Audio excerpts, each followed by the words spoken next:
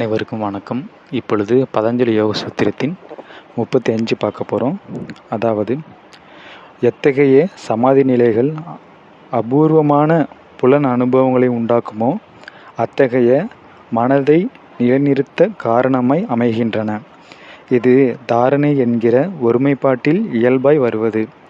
மூக்கு நுனியில் மனதை ஒருமுகப்படுத்தி பழகினால் சில நாட்களுக்கு பிறகு ஒருவர் அற்புதமான நறுமணங்களை முகரலாம் என்று யோகிகர் கூறுவர்.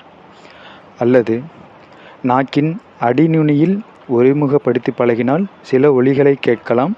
நாக்கின் நுனியில் ஒருமுகப்படுத்தி பழகினால் அரிய சுவைகளை உணரலாம்.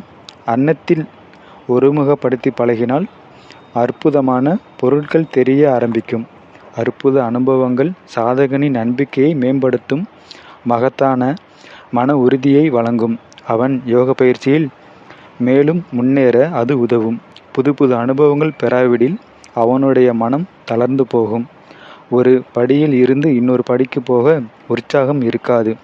அற்புதங்கள் தேவைதான், ஆனால் அது மட்டுமே யோகத்தின் குறிக்கோள் ஆகிவிடாது. இதுதான் சூத்திரம் 35ஓட பொருள் விளக்கம். மீண்டும் அடுத்த ஒரு தலைப்பில் சந்திப்போம். நன்றி, வணக்கம்.